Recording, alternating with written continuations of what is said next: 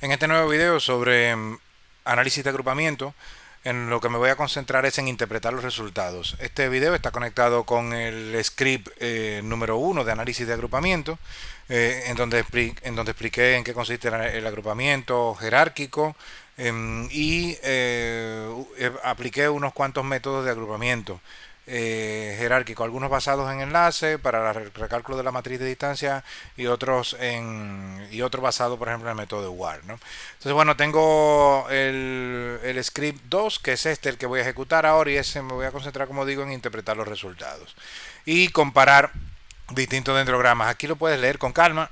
Te recomiendo que lo leas completo, porque he dedicado una parte de texto a explicar determinados conceptos y las posibles confusiones que suelen ocurrir a la hora de hacer la interpretación de los dendrogramas. Entonces, bueno, tiene todo el aparato gráfico también y está aplicado, por supuesto, a mi familia y puedes tú, a mis familias elegidas, no asignadas, pero tú lo vas a tener que aplicar, por supuesto, a la tuya, ¿no? Como digo, está conectado con el script anterior, es decir, ya parte de estos resultados los generé allá y aquí los voy a regenerar únicamente para hacer la selección. Me voy como siempre al script de R, lo voy a seleccionar completo, lo copio y lo voy a insertar. Abro mi proyecto, como siempre, trabajo dentro del proyecto y voy a crear un script nuevo. Ese script nuevo le voy a poner por nombre a2, bueno, parecido a este. Le puedo poner también palabras clave de interpretar, por ejemplo, para saber qué es lo que voy a hacer ahora. Bien, bueno, aquí pego el resultado, ¿no? Lo que tengo en memoria. Grabo de inmediato y ahora voy a elegir. ah, bueno, primero voy a cargar todos los paquetes que necesito. Ya he explicado todos los demás paquetes. No, lo único nuevo que aparece realmente aquí es, no nuevo, que se ha usado menos, gclust y pbclust, que son dos paquetes que sirven para hacer para hacer análisis gráficos de dendrograma, o sea, darle un poquito más de poder a las herramientas de básicas de R para hacer dendrograma, y el otro es un paquete para hacer análisis o remuestreo por medio de Bootstrap de dendrogramas y poder hacer determinación de grupos por métodos más de tipo probabilístico utilizando Bootstrap como método de remuestreo. Y luego nada, pues los demás paquetes ya los he comentado anteriormente, ¿no? Bueno, el clúster, a fin de cuentas, es el central, ¿no? Los demás lo que hacen es, digamos, estar como satélites, ¿no? Voy a cargarlos a todos. Recordando que también cargo mis funciones, hay algunas funciones ahí que vamos a utilizar en este caso. Aquí voy ahora a cargar mi familia de plantas en el objeto que carga tanto mi matriz de comunidad como mi censo, y luego inmediatamente ejecutar la línea 26 en donde asigno mi familia de plantas al objeto mi fam, y este es el que utilizo a continuación. Eso les resuelve a ustedes el problema de no tener que estar escribiendo en todos los lugares, reemplazando por sus familias, por su nombre de objeto de matriz de comunidad de su familia, en donde aparece el mío. Pero bueno, eviten hacerlo también mecánicamente, ¿no? Matriz ambiental, y luego ahora voy a imprimir la matriz tanto de comunidad como un table, como la matriz ambiental como un table, únicamente para recordar siempre que nuestros objetos tenemos que verlos. Nunca podemos estar introduciendo objetos en R sin saber qué es lo que estamos haciendo. Podría estar vacío, podría haber habido un error y no nos dimos cuenta, y ahora necesitamos ver que de verdad nuestros objetos están aquí. Pues bien, ahora voy a hacer lo mismo que hice en el script 1, lo único que no voy a detenerme mucho, recordar, una matriz de cuerdas. Esa matriz de cuerdas le calculo una distancia euclidea, y entonces tengo una matriz de distancias de distancias por cuerdas, ¿no? Impresa ahora como una tabla tidy, y recordar que, bueno, vaya al script 1 si esta parte no la recuerda, o si no, sobre todo, también donde lo explico de manera más detallada en los scripts de medición de asociación. Entonces, bueno, ya había generado los dendrogramas que necesitaba para hacer y había elegido cuatro métodos, tres de ellos de agrupamiento jerárquico por enlace, utilizando enlace simple, enlace completo y enlace promedio, y dentro del enlace promedio había elegido el UPGMA y también había elegido uno de agrupamiento jerárquico, pero no por no aglomerativo, sino por medio de detectar mínimas varianzas y agrupar en función de ese criterio utilizando el método de Ward. Entonces, bueno, tengo cuatro, digamos, dendrogramas de partida. Pueden ser más, recuerden, hay muchos métodos más. O sea que recuerda consultar también la documentación disponible para que puedas también utilizar otros métodos que no son necesariamente los explicados aquí nada más, ¿no? Entonces, bueno, aquí ahora lo que voy a hacer es sobre todo interpretar dendrogramas. Entonces lo voy a imprimir primero que nada y voy a intentar localizar en ellos, lo digo en el texto, te recomiendo que lo leas, y voy a intentar localizar en ellos patrones consistentes, es decir, grupos que se repiten de manera sistemática entre dendrogramas, ¿ok? Cuando yo detecto grupos, lo que tengo que evitar es ser un splitter. Tengo que evitar ser un desglosador, no puedo ir a la tendencia, no debo ir a la tendencia de inmediato de concentrarme en grupitos pequeñitos, porque entonces voy a perder la big picture, voy a perder la imagen completa y así no voy a poder hacer una clasificación, digamos, operativa, ¿no? Entonces lo que sí voy a hacer ahora en este caso es construir una lista de dendrogramas, recordando del tutorial 1 que yo pasé en los primeros días sobre cuáles eran los objetos de R. Hay un tipo de objeto de R llamado lista. Pues bien, dentro de un objeto lista puedo meter cualquier tipo de objeto. Realmente lo que me voy a basar en este caso es meter objetos de clase hierarchical cluster, ¿no? Que son los objetos que genera la función hclust. Entonces son objetos de agrupamiento que ya los había generado en el script 1, lo único que ahora los voy a insertar aquí dentro de manera masiva como una lista para poder hacer operaciones de manera conjunta con ellos, ¿no? Voy ahora a generar mi dispositivo gráfico lo voy a dividir en cuatro cuadros, lo voy a convertir en un panel. Entonces este dispositivo gráfico, que es el dispositivo gráfico por defecto de RStudio en RStudio Server, ese dispositivo gráfico lo que voy a hacer es que lo voy a partir en cuatro. Y con las líneas 59 lo que voy a poder es hacer esa lista que ya yo acabo de crear de los cuatro dendrogramas, de los cuatro análisis de agrupamiento. Lo que voy a hacer es imprimirla y luego le voy a ejecutar la línea 60 de inmediato para que el dispositivo gráfico, los gráficos que se generen después, queden en un dispositivo gráfico que no esté dividido en un panel de cuatro. Voy a hacer un zoom para verlo un poquitito más detallado y ahora notar que lo que tengo son los mismos cuatro dendrogramas del script 1, pero ahora en una única ventana y además nótese que ahora un poquitito más comprimido. Quizá el tamaño de letra debí editarlo, bueno, no lo hice, eso se puede editar también, ¿no? El tamaño de los rótulos de los ejes, sobre todo el eje horizontal, o más bien de las hojas, de los nombres de los sitios, ¿no? En este caso, ¿no? Y bueno, es difícil hacer esta, digamos, exploración de manera simple o digamos intentando hacerlo rápidamente. Es difícil, la verdad, sobre todo cuando se tienen 50 sitios. Cuando se tienen 10, 15, 20 sitios es bastante fácil, la verdad es que no hay mucha complicación, se pueden encontrar patrones consistentes de sitios, pero habiendo 50 es difícil, ¿no? Hacer una exploración visual que sea rápida, pero la tenemos que hacer. No podemos saltarnos el paso de exploración visual porque la exploración visual es lo que te va a dar el sentido ecológico de lo que tú estás intentando encontrar. Entonces es importante que este paso no te lo salte, aun cuando son muchos sitios y puede ser un poquito complicado, ¿ok? Y además, como decía al principio, evita hacer una búsqueda de grupos utilizando digamos criterios de splitters, más de desglosador. Evita concentrarte, por ejemplo, en un grupito pequeño aquí. No, evita eso. Solamente vea eso o recurre a ello cuando ya tú hayas visto la big picture.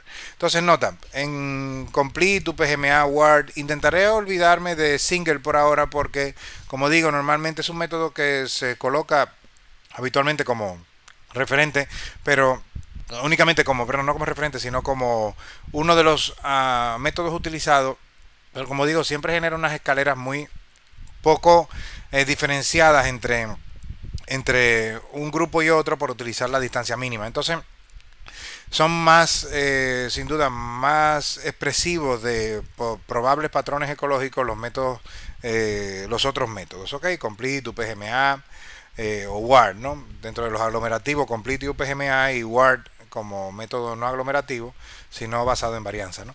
Entonces, claro, la idea en este caso, bueno, intentar encontrar patrones comunes, por ejemplo, en estos tres sería interesante, ¿no? Por ejemplo, este grupo del 15 al 5 está ordenado de otras maneras en otros lugares, por ejemplo, pero es este mismo grupo que abarca el 15, el 5, el 4, el 14, están aquí. ¿Ok? Este mismo grupo está aquí también, por lo tanto ese grupo se repite. En el caso de WAR también está. ¿Ok? Eso es algo interesante porque dos métodos diferentes, completamente diferentes, WARD y Complete y UPGMA. Complete, UPGMA se basan en la técnica de agrupamiento jerárquico por aglomerativo, mientras que WARD es agrupamiento jerárquico pero se basa en la mínima varianza. Entonces no utiliza el método aglomerativo, entonces no utiliza enlaces, lo que utiliza es la mínima varianza, se basa en una regresión, sobre todo el mismo principio de la ANOVA, ¿no? Entonces, claro, la idea es que, bueno, al tener un grupo que se repite entre métodos distintos, eso es ya una señal de que las cosas están, de que ese grupo es consistente, es un grupo bueno, consistente, por lo menos, y otro que aparece como repetido es este 25 hasta 41, está aquí también. Si lo buscamos vamos a encontrar los mismos elementos básicamente, ¿no? Van a estar los mismos elementos metidos dentro de este grupo completo, y eso es lo que nos da una idea de que esos grupos, al ser consistentes, lo que podemos hacer es considerarlos ya de entrada como que van a ser grupos que son reales. Esos clústeres existen como tal y los debemos considerar como válidos para nuestro análisis utilizando la matriz de distancia de cuerdas, ¿ok? Otra cosa sería que utilizáramos matrices de distancias distintas. Podemos probar distintas matrices y demás también, pero he intentado hacer el ejercicio didáctico utilizando únicamente la matriz de cuerda.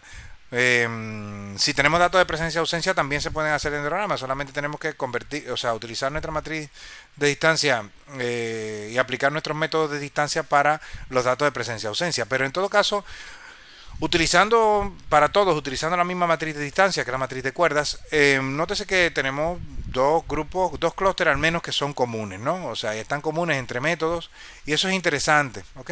Eso es importante que lo retengamos porque nos va a aportar posibles patrones a futuro. Hay que recordar dos cosas también de los datos de BCI. Bueno, una cosa que es común a todos y una que es particular para mí. Yo tengo tres familias. Entonces, bueno, al tener tres familias, la verdad es que no puedo esperar encontrarme tampoco menos de tres grupos normalmente, ¿no? Yo esperaría que determinadas familias estén más representadas en determinados sitios, ¿no? No tiene por qué ser así, porque pueden ser familias que sean concurrentes, pero al haberlas elegido de manera, digamos, aleatoria, sin ningún tipo de criterio para combinarlas a las tres, es probable que tenga unos patrones un tanto muy diferentes a lo que tú vas a obtener. Pero hay algo que nos va a ocurrir a todos, y es el hecho de que los sitios están autocorrelacionados espacialmente. Son datos censales, entonces no estamos trabajando con muestras. Si consideramos el censo como una muestra de todo Barro Colorado, pues sí, no hay problema, ¿ok? Pero a fin de cuentas en Barro Colorado también, a la hora de hacer el censo, también se ha cortado en un DAP. Es decir, hay un DAP de corte y eso ya implica que no tenemos todos los individuos que aparecen dentro de Barro Colorado, sino que tenemos ya una muestra que es bastante comprensiva, es bastante grande, pero a fin de cuentas es un censo basado en los tallos de un DAP mayor a 1 centímetro. Entonces, bueno, el censo de todos de esa comunidad está completamente realizado. Por lo tanto, si la comunidad nuestra es las plantas con tallos de más de 1 centímetro de diámetro, pues sin duda nuestra comunidad está completamente censada y lo que tenemos a fin de cuentas no es una muestra. Ahora bien, si esto lo consideramos como una muestra de todo Barro Colorado, es decir, de todas las plantas con tallos mayores a 1 centímetro, pues sin duda tenemos una muestra como tal, ¿no? Pero con independencia de cuál sea nuestra población, o si consideramos que tenemos nuestro censo es toda nuestro universo completo, tenemos un problema con nuestros datos y va a ser común a todos, y es que están autocorrelacionados espacialmente. El cuadro 1 está al lado del 2 y al lado del 6. Entonces, no son observaciones independientes. El cuadro 1, la composición de especies del cuadro 1 no es independiente de la del cuadro 2. Hay un grado de ordenación de esos datos. Entonces tenemos, digamos, una violación de unos criterios importantes a la hora de hacer análisis, por ejemplo, de regresión, y el análisis multivariado en general requiere que las observaciones sean independientes. Y si no lo son, tenemos que utilizar métodos específicos. Ahora bien, esto no quita que no podamos hacer este tipo de análisis. Lo único que tenemos que tenerlo en cuenta, es decir, nosotros tenemos que saber que nuestros datos están autorrelacionados espacialmente, y además, aclaro, que hay una técnica específica para ser utilizada cuando las observaciones están autocorrelacionadas espacialmente. Hay unas técnicas de análisis de agrupamiento que son útiles en estos casos. Así que bueno, la mayor parte de los estudios son muestrales, no son censales. Los censos en el mundo son escasos, ¿ok? Así que tus datos y lo que tú vas a recoger de manera general casi siempre van a ser datos muestrales, y todas estas técnicas te van a aplicar. Aquí lo estamos convirtiendo prácticamente en un ejercicio didáctico, y como además me estoy centrando en una familia, mi grado de autocorrelación incluso va a ser de hecho un tanto menor, ¿no? Entonces, bueno, lo primero que necesito es elegir un método. Tengo que saber ahora con cuál de los 4 métodos me voy a quedar. Podrían ser más, podrían ser 10 métodos. Hay muchos métodos de agrupamiento, ¿ok? Podrían ser muchos, pero bueno, empecé con 4, y de esos 4 me tengo que quedar con pocos. Mucha gente prefiere quedarse con uno solo y utilizar criterios analíticos.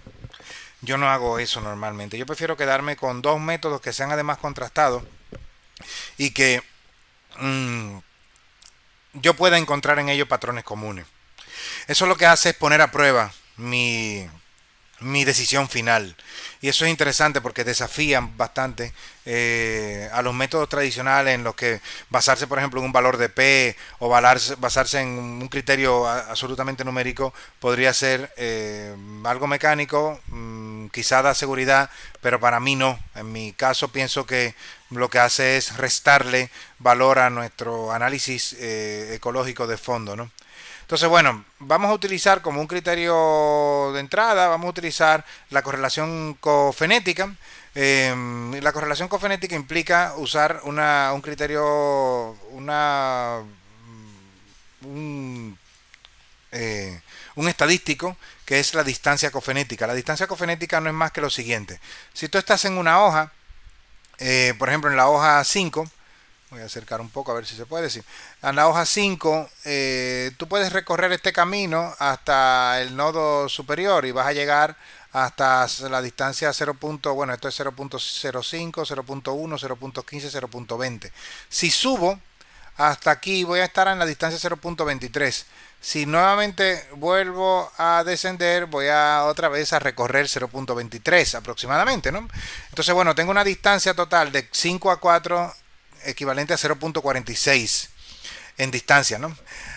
Si yo ahora lo hago para todos los pares posibles, es decir, comparo cuánto tengo que recorrer para ir de 5 a 46, luego de 5 a 18, de 5 a 9, voy a obtener toda la distancia posible entre 5 y todos los demás. Y así para todos, hago todas las combinaciones posibles, las 1225 distancias posibles. Pues bien, esto se parece mucho a la matriz de distancia. La idea es que si yo consigo un método que haga que la matriz de distancia cofenética y la matriz de distancia de distancias euclidias a partir de la matriz de cuerdas sean muy consistentes, sean muy parecidas, haya una buena coherencia entre ellos, entonces estoy haciendo que mi distancia cofenética sea muy próxima a la distancia a la matriz de distancia original. Si un método recoge bien, sintetiza bien las distancias originales, estoy haciendo que ese método explique bien la matriz de distancia. Pues bien, eso lo hago a partir de un análisis de correlación, y ese análisis de correlación lo que calcula realmente es una correlación llamada correlación cofenética. Esa correlación cofenética, mientras más grande sea, se supone que estoy consiguiendo con ese método que el método que obtenga la mayor correlación cofenética, estoy obteniendo con ese método sintetizar muy bien con ese método la matriz de distancia originales. Entonces, la correlación cofenética lo que me dice, bueno, estás logrando sintetizar muy bien las distancias originales. Por lo tanto, te recomiendo utilizar ese método. No saltes inmediatamente a elegir el método que la correlación cofenética te dé, sino intenta contrastar con otros, porque a fin de cuentas es un método numérico y además hay un detalle adicional. El método UPGMA está diseñado para maximizar la correlación cofenética, porque se basa en promedio.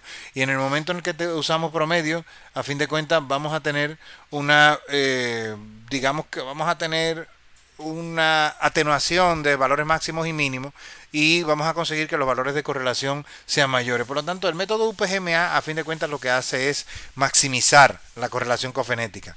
En el caso de Complete, también el método Complete sintetiza muy bien las distancias, es decir, hace muy bien el dendrograma que se parezca mucho en cuanto a distancia cofenética, se parezca mucho a las distancias originales y por lo tanto la correlación cofenética también es alta en el caso de Complete comúnmente, pero no saltes de inmediato a elegirlo, compáralo. Entonces con esta digamos con estas funciones que tengo con ese código que tengo entre la línea 79 y 83, lo que voy a hacer es calcular esa correlación cofenética, ¿no?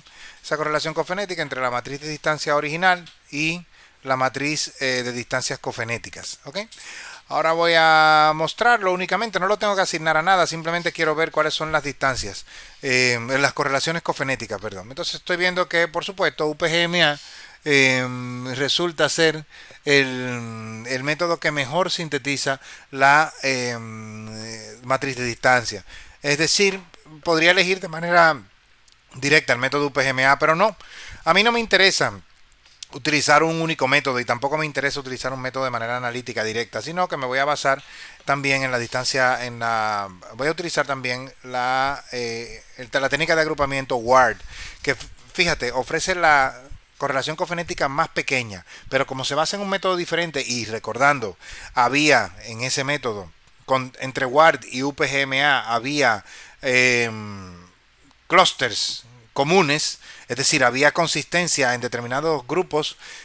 Eso lo que nos dice, bueno, ese método no es descartable. Lo que pasa es que a fin de cuentas al utilizar como criterio la correlación cofenética, pues voy a obtener siempre que UPGMA casi siempre va a salir siempre entre los que mejor o los más elegibles, ¿no?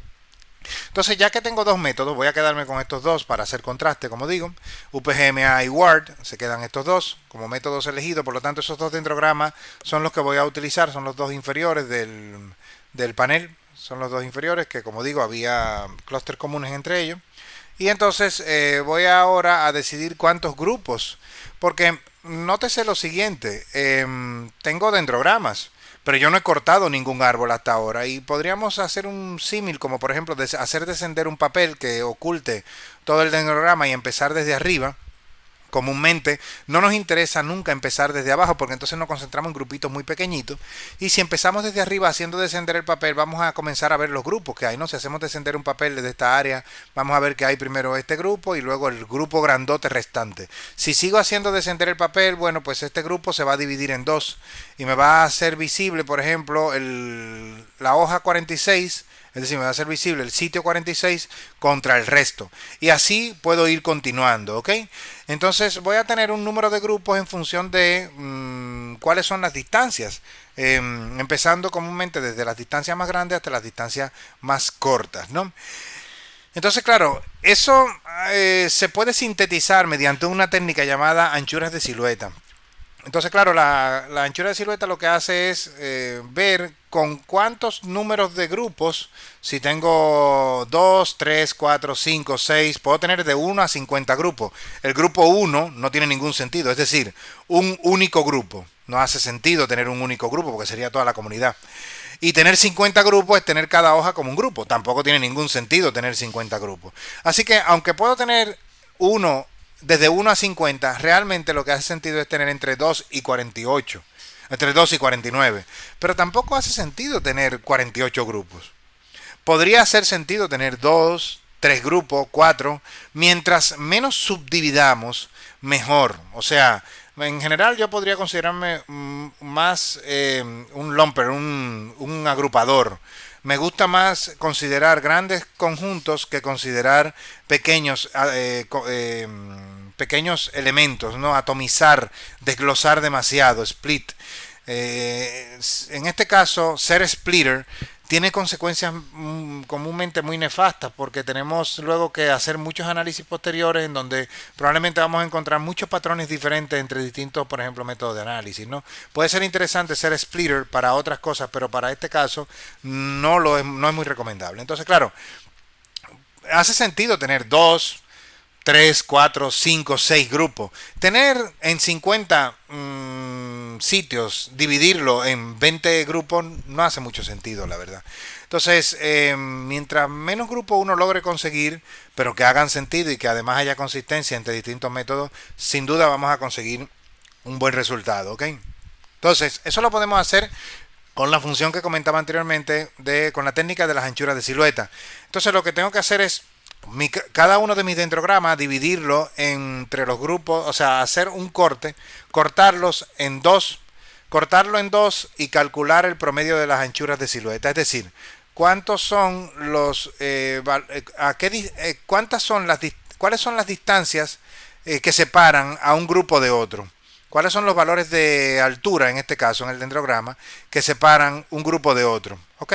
Cuando yo tengo este grupo, por ejemplo, y luego tengo este otro, cuál es la distancia, cuál es la altura, perdón, en este caso, que separa un grupo de otro? Entonces, eso le llamamos la silueta. Esa silueta la podemos entonces aplicar a entre todos los grupos posibles que pueda yo tener, desde el 2 hasta el 48, como digo. Y hago un promedio, ¿no? Normalmente cuando vaya teniendo 48 grupos, las distancias van a ser muy chiquititas entre grupos, ¿no? Si tengo 48 grupitos, las distancias van a ser muy cortas entre todos, ¿no? Entonces, si yo le saco un promedio a todas las distancias que he comentado anteriormente, que eso se llama anchura de silueta, el que tenga el mayor valor, es decir, el número de grupos, el corte en dendrograma que obtenga el mayor valor de anchura de silueta, ese es el número de grupos que yo debería utilizar. Eso lo ejecuta la función calcular anchuras de silueta. Es una función que yo construí bueno, la he construido para otros análisis, pero bueno, la estoy facilitando también para sus trabajos. Y entonces se lo puedo aplicar tanto a UPGMA como a WARD, que he decidido ya anteriormente por el criterio de correlación cofonética que lo voy a utilizar, que van a ser los dos dendrogramas que voy a utilizar. Entonces, voy a calcular las anchuras de silueta para UPGMA y lo que va a generar la función es, como digo, tanto los análisis para todos los cortes posibles de 2 a 49, perdón, y va a decirme cuál es el óptimo deseado, ¿no? La función, bueno, perdón, ahí cometí el error de no utilizar el control bien, no pisarlo bien. Bueno, voy a tener que volver a tengo que pisar aparentemente mejor la tecla control, pero bueno, voy a volver aquí donde estaba, espera, y voy a calcular entonces la anchura de silueta. Ajá. Ok, bueno,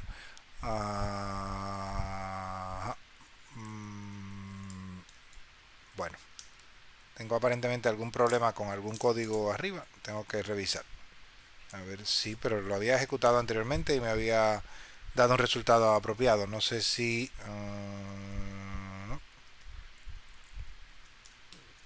no debería ser porque realmente el código es completo y sigue hasta abajo realmente, ¿no? Hay aparentemente un bloque de código arriba que está abierto. Eso es lo que debe ser. Ese error lo tengo que corregir para ustedes, ¿no? Para su propio trabajo posteriormente, ¿ok? Pero bueno, nada. Bien, aparentemente el problema es en el bloque de código inferior. Bueno, bueno, está bien. Ahí lo voy a resolver ese problema. De momento lo que voy a hacer es ejecutarlo seleccionando para evitar precisamente este problema, ¿no? Si lo hago seleccionando, bueno, tenía antes todavía abierto la consola a la espera del resultado, pero bueno, ya tengo las anchuras de silueta aquí. Lo voy a imprimir y luego voy a verificar a qué se debe ese fallo, ¿no? Bien, entonces ahora voy a imprimir el objeto AnchSil UPGMA, que es todas las anchuras de silueta, y voy a generar lo que me va a imprimir es el vector de anchuras de siluetas y el número de grupos óptimo para UPGMA según el criterio de anchuras de silueta. Entonces me dice que el número de grupos óptimos es 2. Bueno, no es que sea algo como muy, no es que sea como muy apropiado teniendo 50, pero hay que recordar una cosa. Son 50 sitios, pero están muy autocorrelacionados entre sí. Tenemos la expectativa de que uno se va a parecer mucho a 2, a 3 también, de hecho, porque están muy próximos, a 6. Se van a parecer mucho entre sí. Entonces, claro, no puedo esperar que yo obtenga muchos grupos. Tengo que esperar comúnmente que voy a obtener pocos grupos. Y esos pocos grupos van a ser comúnmente los que maximizan las diferencias entre unos y otros. Entonces, claro, lo que tengo entonces como resultado para UPGMA es, bueno, tengo dos grupos como óptimo, pero yo te recomiendo que veas este vector. No saltes de inmediato a decir, bueno, el número de grupos óptimos es 2, sino mejor ver el vector, anchuras siluetas y decir, bueno, dice que es 2 porque el valor máximo de anchura silueta promedio está ocupando la posición 2. Por eso aquí aparece el número de grupos óptimos como 2, porque el promedio de anchura de silueta máximo está ocupando la posición 2. La posición 1 está ocupada por 0 y por 50, y en 50 también, porque no tiene sentido tener 1 o 50 grupos, ¿no? Entonces, claro, nótese entonces que la siguiente posición, la tercera, tiene una anchura de promedio de silueta de 0.39, 0.40 realmente, ¿no? Hay una diferencia grande entre uno y otro. Por lo tanto, puedo con seguridad decir, voy a utilizar el número de grupos óptimo, lo voy a hacer que sea 2 realmente. Tiene sentido elegir 2 porque entre la posición 2 y la posición 3 hay una diferencia en cuanto a promedio de anchura de silueta bastante grande. Si la diferencia fuera pequeña, sería válido utilizar 3 y en la medida que se vayan pareciendo los números a continuación de promedio de anchura de silueta, pues lo consideraría como válido también. Entonces, bueno, puedo considerar parecido como una diferencia de 0.01, ¿no? 0.02, 0.03 de anchura promedio, ¿no? Pero aquí hay una diferencia entre uno y otro de 0.1. Es bastante, ¿no? Entonces, bueno, y en promedio es bastante, ¿no? Entonces, claro, la idea es, vamos a quedarnos con 2 para UPGMA. Eso lo voy a hacer para mi caso. Para UPGMA me voy a quedar únicamente con 2 y para WARD voy a utilizar otro criterio. Entonces, bueno, voy ahora a hacer el corte del árbol, porque ustedes se preguntarán, bueno, te preguntarás quizá, ¿dónde está? ¿Por qué estoy usando árboles y no digo cuántos grupos hay? Esta es la primera vez que realmente voy a hacer un corte, pero no quise hacer un corte de un árbol generado anteriormente porque realmente no tiene sentido cortar un árbol sin tener un criterio, y ese criterio precisamente es lo que estamos desarrollando en este script. Lo voy a reordenar el árbol, eso es lo que voy a tener como línea número 107, lo estoy reordenando. Al reordenarlo lo que voy a hacer es simplemente obtener un árbol más comparable con los demás, y voy a hacer luego el plot. Como ya cambié el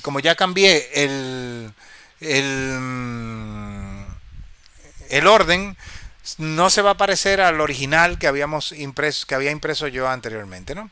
Pero el tenerlo en un orden nuevo, lo que me va a hacer es facilitar la comparación entre los métodos distintos, ¿ok? Entonces luego voy a dibujar los rectángulos cortando ese árbol. Entonces ese árbol lo que voy a hacer es que lo voy a cortar, ese dendrograma lo voy a cortar utilizando, primero tengo que decirle el argumento cuál es el dendrograma que voy a cortar, y luego cuál es el número de grupos, que lo voy a elegir directamente desde el objeto anchura sil, UPGMA, n, número de grupos óptimo. Esto lo que devuelve es un 2 realmente, ¿ok? Si yo ejecuto eso, lo que me devuelve es simplemente un 2, ¿no? Entonces, bueno, ahora al ejecutarlo, nótese que el dendrograma ahora tiene unos rectángulos dibujados, ¿no? Estos rectángulos, cuando uno hace el zoom, normalmente se desaparecen, ¿no? Es un efecto indeseado del zoom en este caso. Si hacemos el dendrograma inicialmente,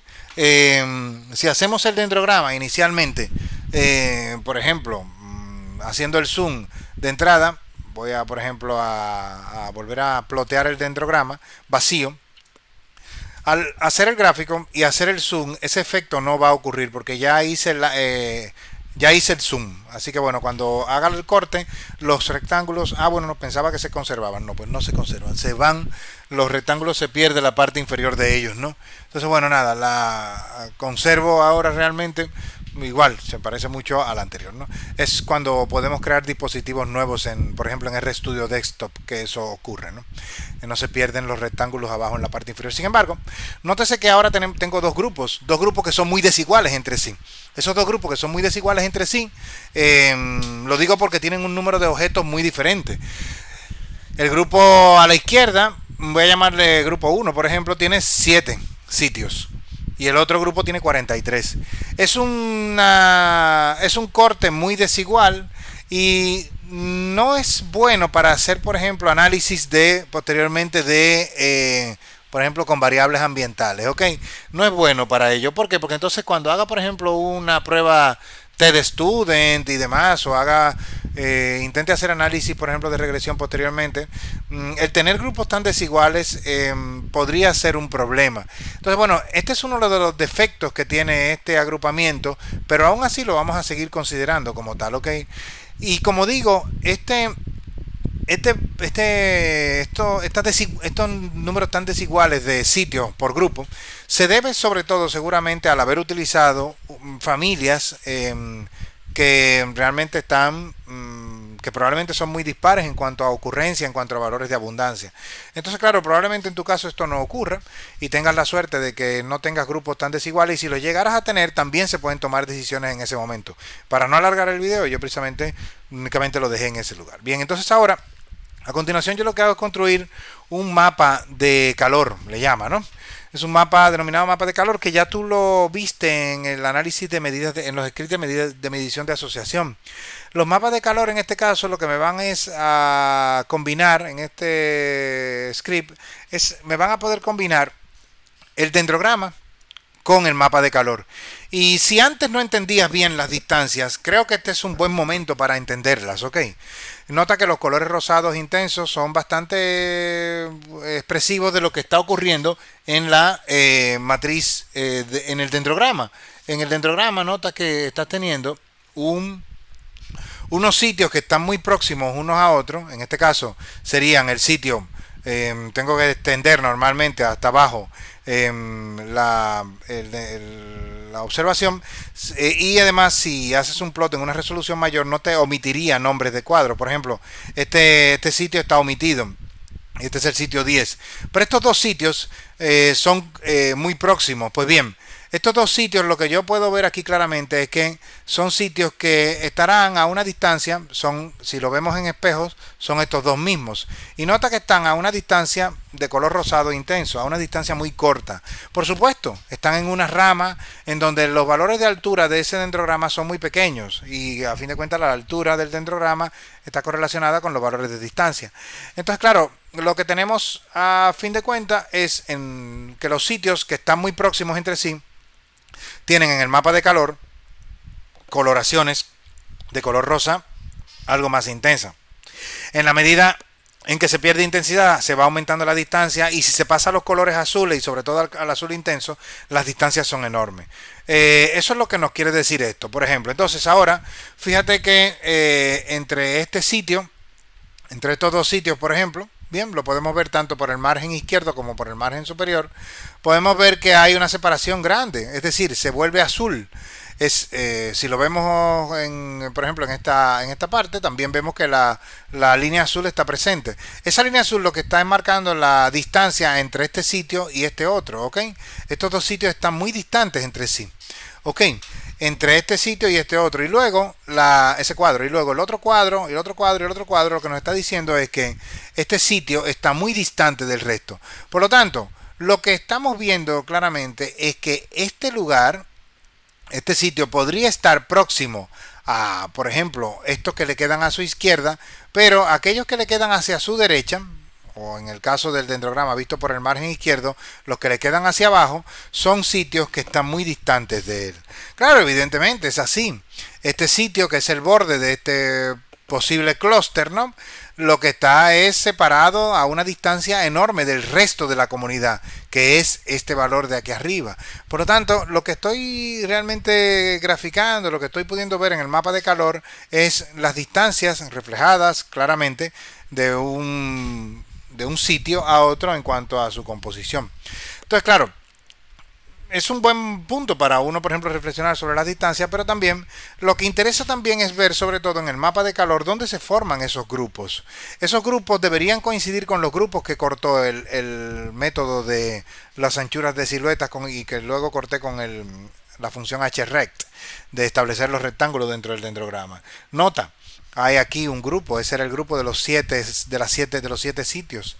Ese grupo de 7, que es este de aquí, ese grupo es un grupo que, digamos, está aislado del resto, ¿no? Este es el grupo de los 7 y luego el resto de la matriz de comunidad, con los restantes, ¿no? El que empieza con 15, 5 y demás, ¿no? Pues bien, este grupo es un clúster que está aparentemente separado del resto a partir de este punto, ¿no? Lo vemos claramente aquí, y este clúster se forma con una mancha rosada aquí. Aparentemente aquí habría un clúster adicional. Luego vendría una hoja, aparentemente habría una hoja separada del resto, que sería esta hoja, ¿verdad? Está muy separada, tiene muchos colores azules en ella, ¿ok? Respecto de los que le quedan cerca, hay rosados tenues, no muchos rosados oscuros. Y luego viene este otro clúster de aquí, ¿no? Sería como un pequeño clústercito en donde se ensancha otra vez el mapa de calor de las manchas rosadas. Luego viene una separación marcada por esta hoja, ¿ok? Con muchas coloraciones rosadas. Y a partir de aquí empieza un clúster enorme. Ese clúster aparentemente se estrecha o se vuelve un cuello de botella en este punto, y aparentemente este clúster estaría conformado por dos.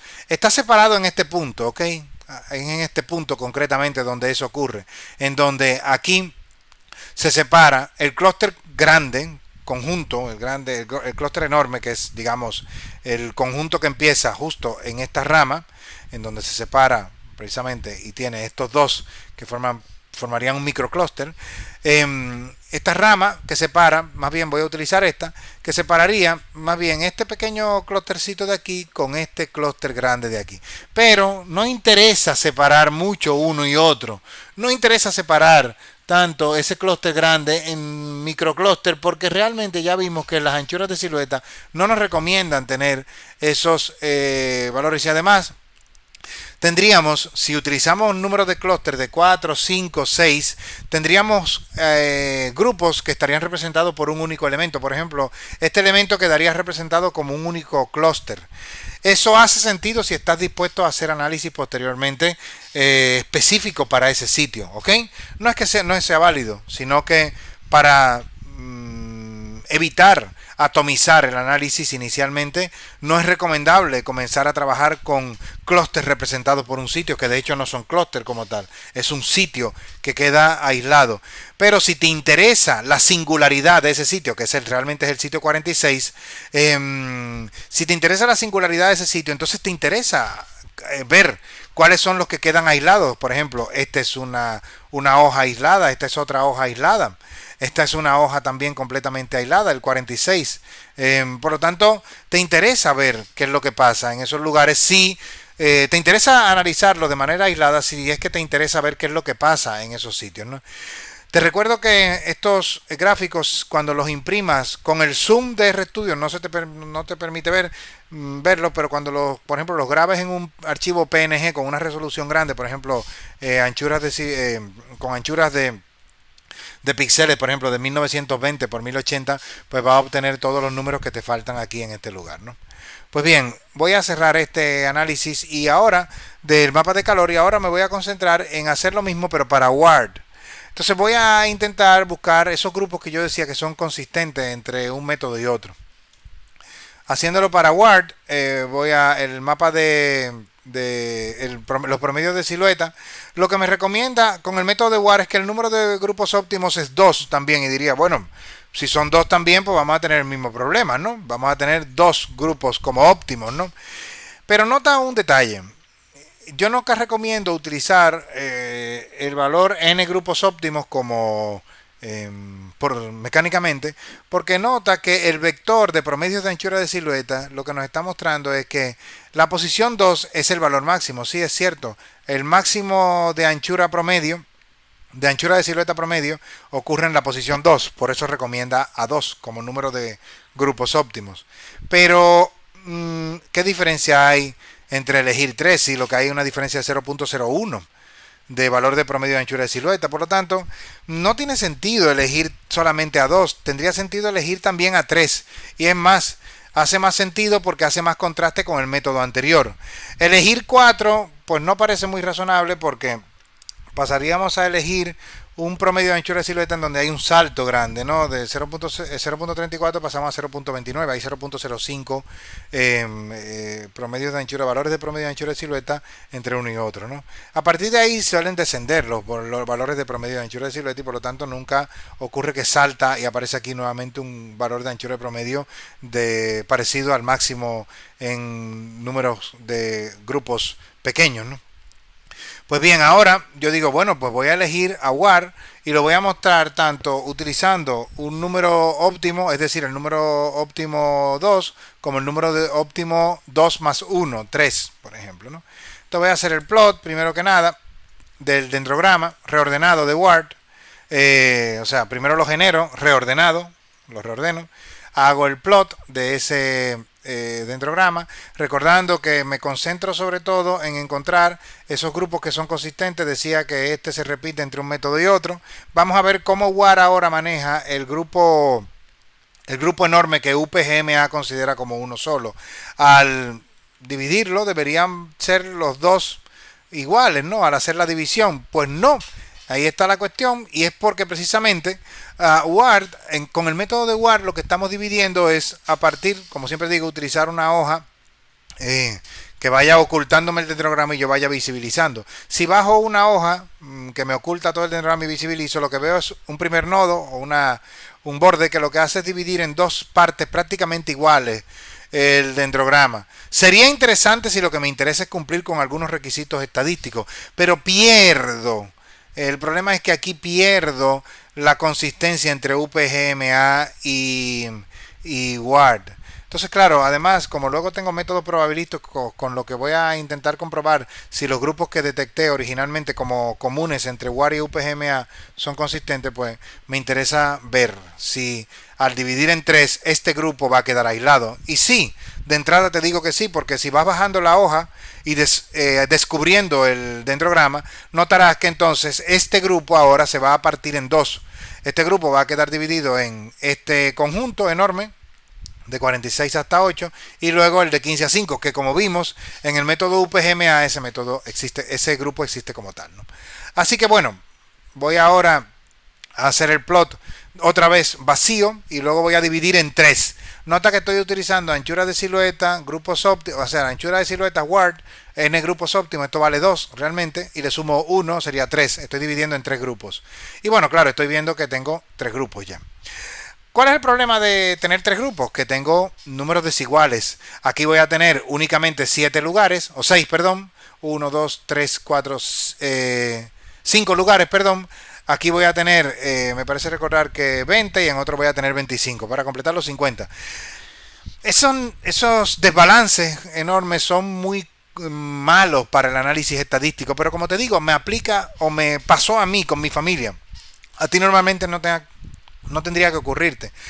Y si te ocurre, bueno, pues digo, utilizo el método WAR cortado en 2, que divide además el dendrograma en prácticamente 2 partes iguales. Nótese que el dendrograma de WAR dividido en 2 es prácticamente 25 para uno y 25 para otro, ¿no? Sería prácticamente dividida la matriz de comunidad en 2 partes iguales, ¿no?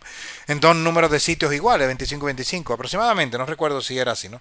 Pero lo que te aclaro es que si lo que andamos buscando es querer cumplir con los supuestos estadísticos, bien, pero no es el caso. Krebs ya nos lo aclaró. No tenemos por qué intentar siempre querer cumplir con los supuestos estadísticos si nosotros encontramos patrones ecológicos.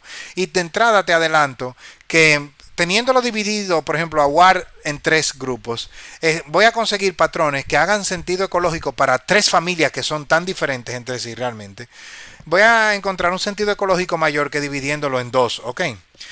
Bien, si nos exigen cumplir con los supuestos estadísticos, pues siempre puedo recurrir a dividirlo en dos. Pero bueno, no tenemos que siempre, como digo, no tenemos que hacer que nuestros análisis tengan siempre el cumplimiento de los supuestos estadísticos de manera estricta. Lo que tenemos que hacer es de verdad encontrar patrones que sean de verdad consistentes.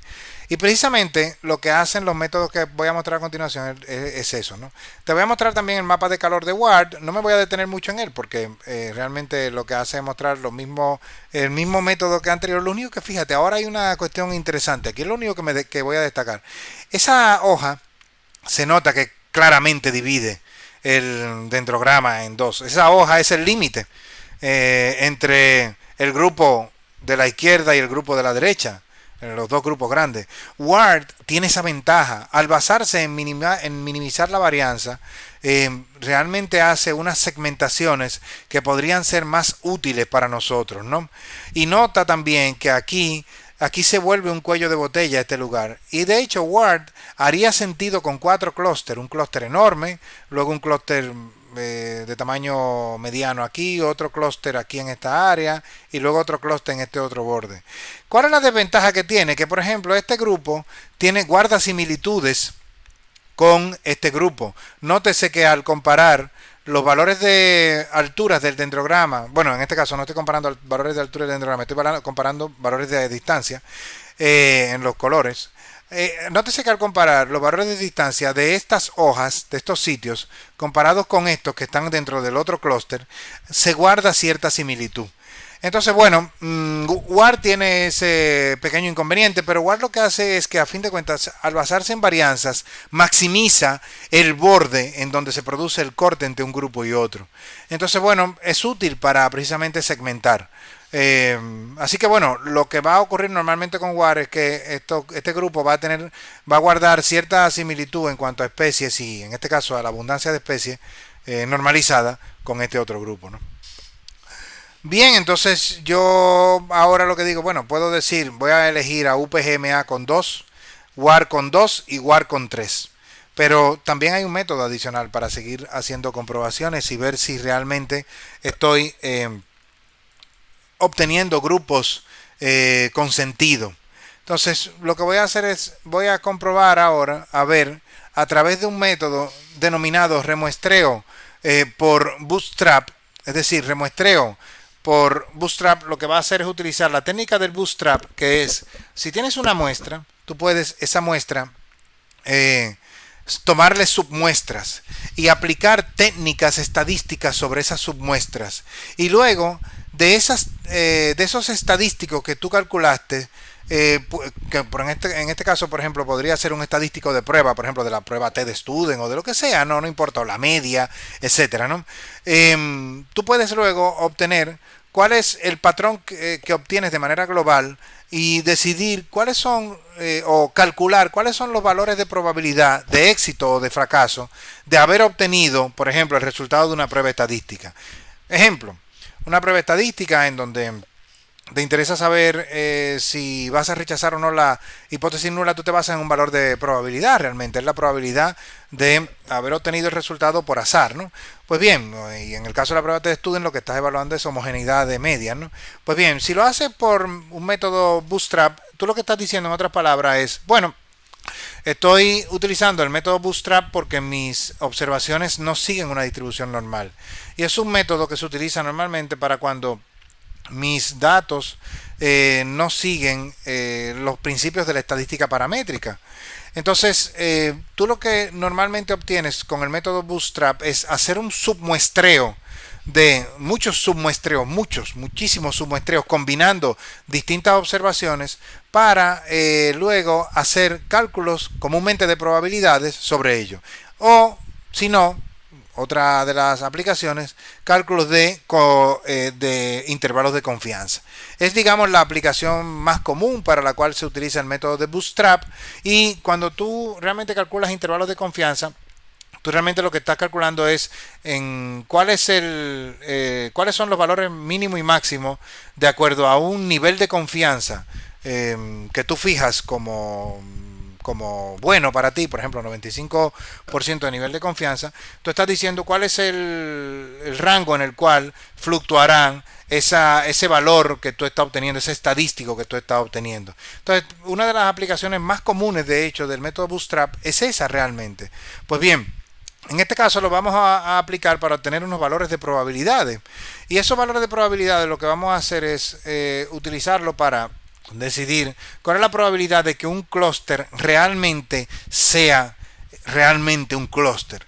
Y vamos a utilizar entonces la denominada probabilidad de Bootstrap o BP para hacer la decisión, para tomar la decisión final de si un clúster es real o no. Lo que va a hacer es tomar muestras del árbol y va a decir combino sitio 1 con sitio 5 y lo hago un clúster y luego al otro lo hago clúster y evalúo cuál es si ese clúster realmente existe como tal, ¿no?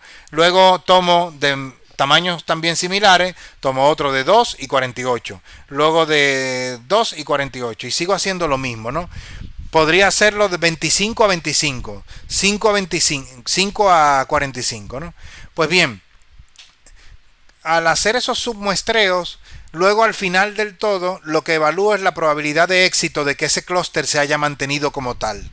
Es decir, ¿cuál es la probabilidad de éxito o de fracaso de que ese clúster se haya mantenido? Y eso se convierte en una cosa llamada Bootstrap Probability o probabilidad de Bootstrap. Pues bien, el método Bootstrap fue muy criticado para aplicarlo a dendrogramas, porque los dendrogramas lo que normalmente tienen son muchas escalas diferentes. Hay valores de alturas diferentes en el dendrograma y lo que interesa es hacer que esos submuestreos que yo hagan sean de tamaños muy distintos entre sí. Es decir, que tengan escalas muy diferentes.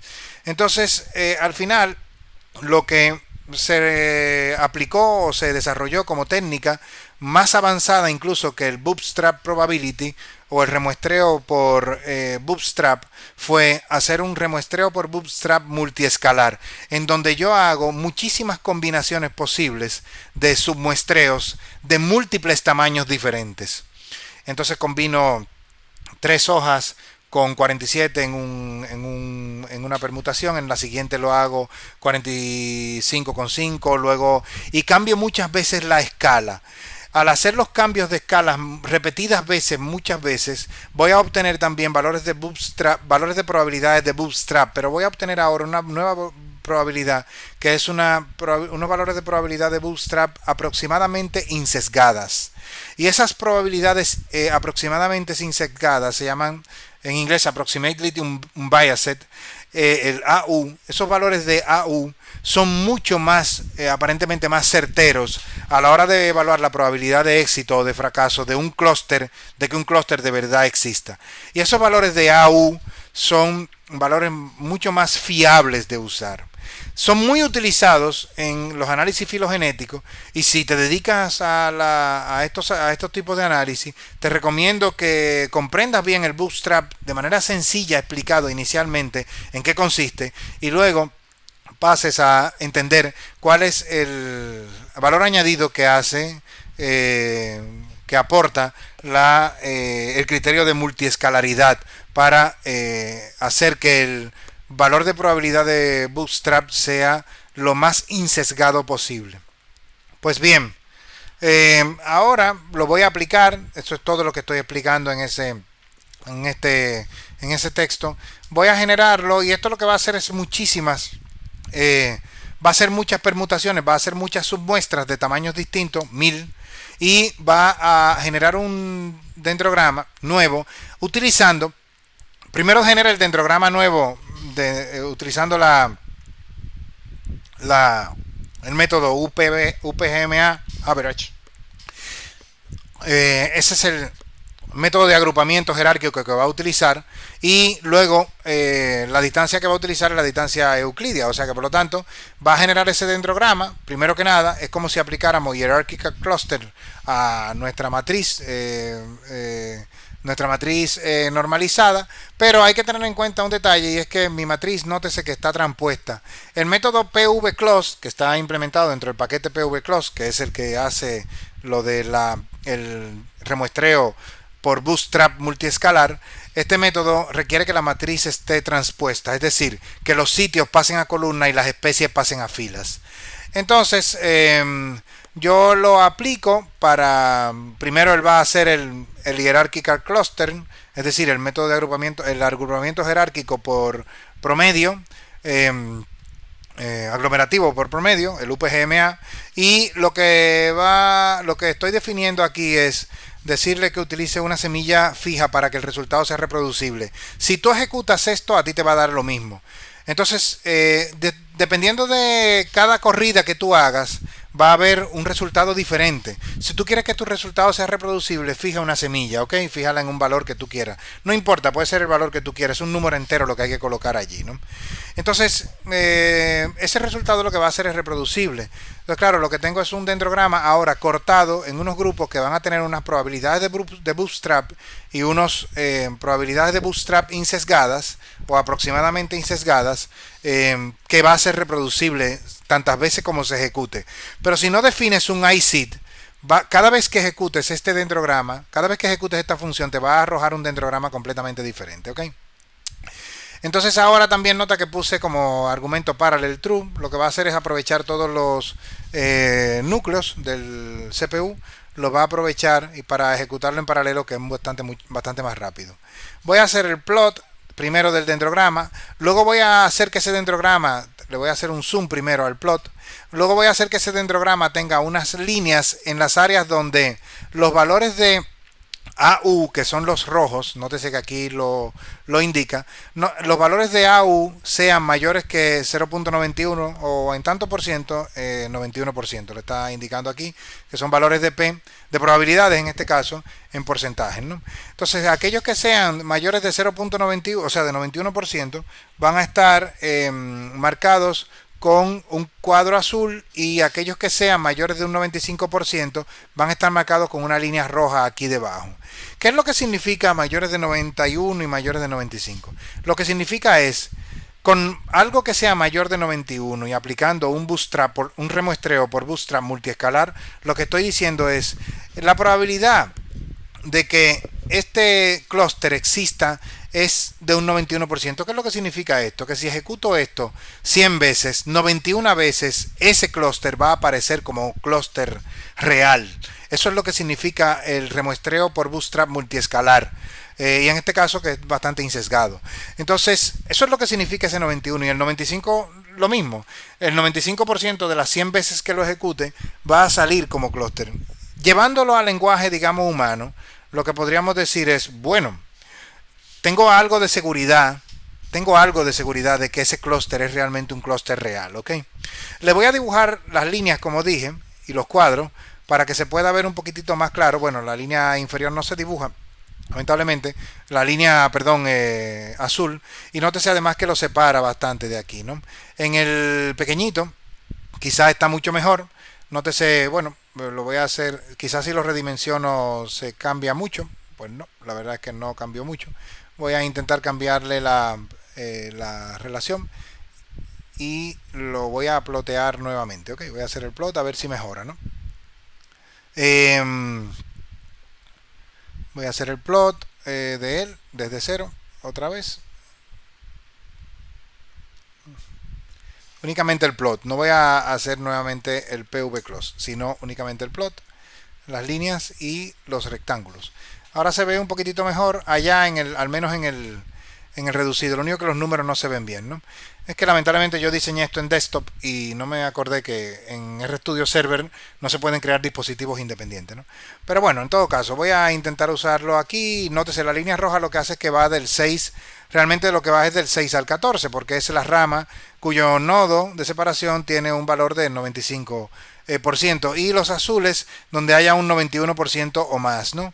Nótese que aquellos que tengan valores inferiores a 91 no van a tener nada, como en este caso, y entonces van a ser clúster que para el método de bootstrap, de remuestreo por bootstrap multiescalar, no son considerados como clústeres sistemáticos, ¿no?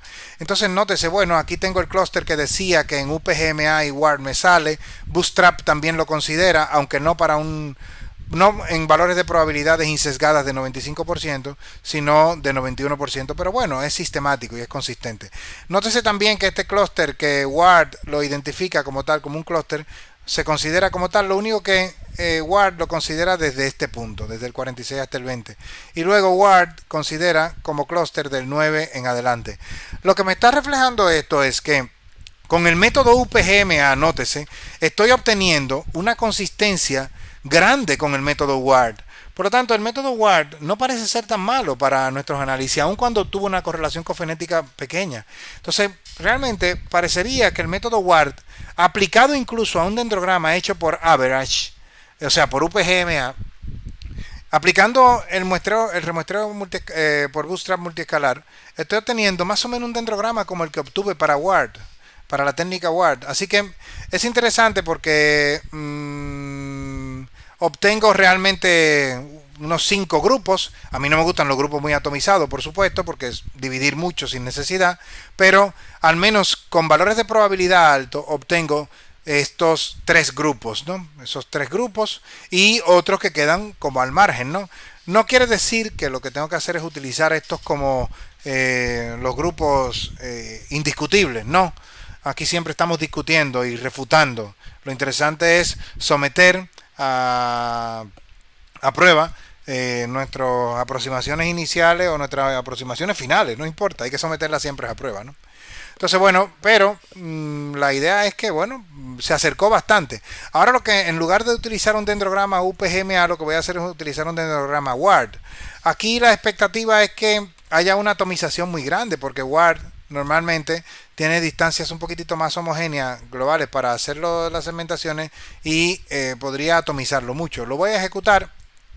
Nótese que usé una semilla diferente, puede cambiarse, no importa.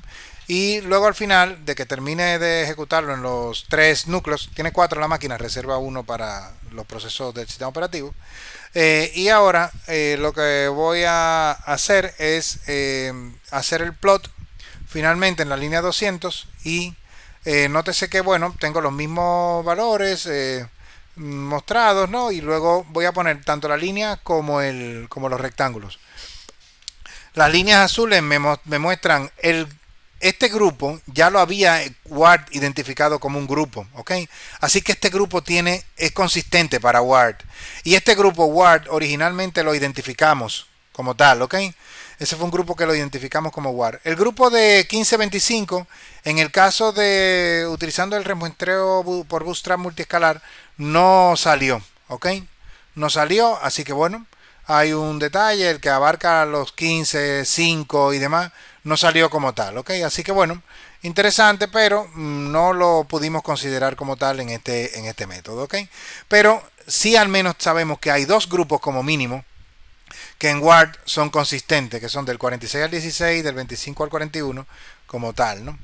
Entonces, bueno, esos patrones lo que me indican es, bueno, tengo un mínimo de 3 grupos, eso es lo que tengo. Tengo un mínimo de 3 grupos y esos 3 grupos los puedo considerar como 3 grupos válidos para WARD y al menos en UPGMA tengo al menos 2 grupos. Entonces lo que voy a hacer es que me voy a quedar con UPGMA con 2 grupos nada más.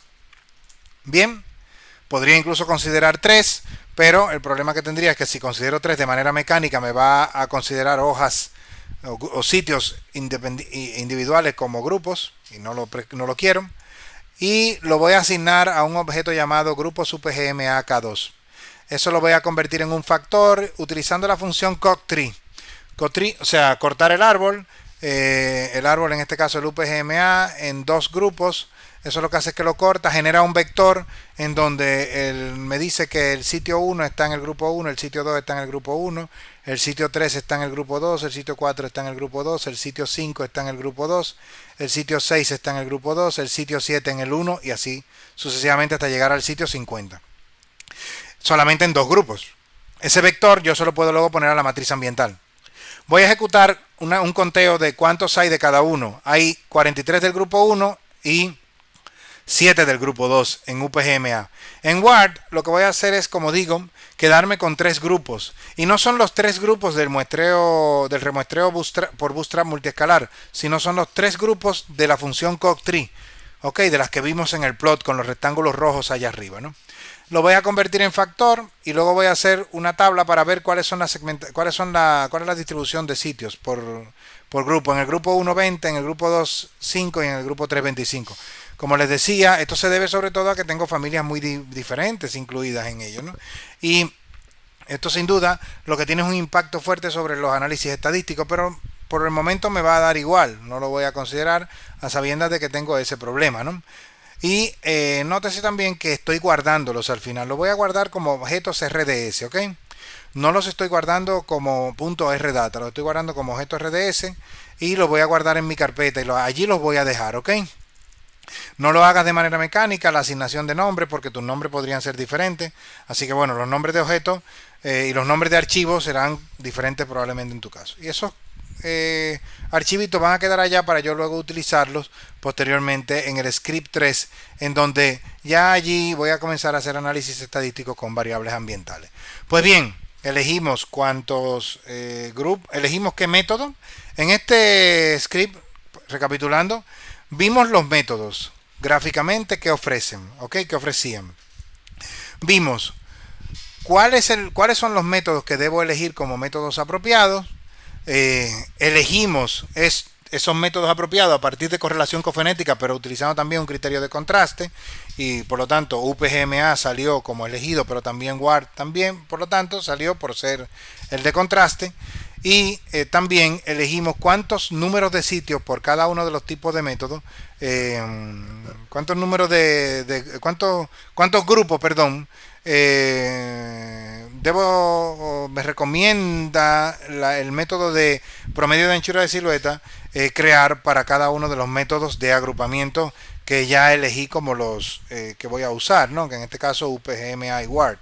Aclaro que en tu caso no tendrían por qué ser UPGMA y Ward, tú podrías elegir otros métodos, ¿ok? Lo único que tienes que tener un criterio para ello. Y finalmente, con el método del remuestreo por bootstrap multiescalar, lo que hice fue ver o comprobar, ver que realmente hay unos grupos que son consistentes y que se mantienen y que por lo tanto puedo elegir unos números de grupos con seguridad o con cierta confianza para cada uno de los métodos sin el temor de equivocarme a la hora de elegirlos como grupos finalmente para trabajar tanto mis análisis estadísticos como los análisis posteriores que vienen después en a partir del análisis de agrupamiento.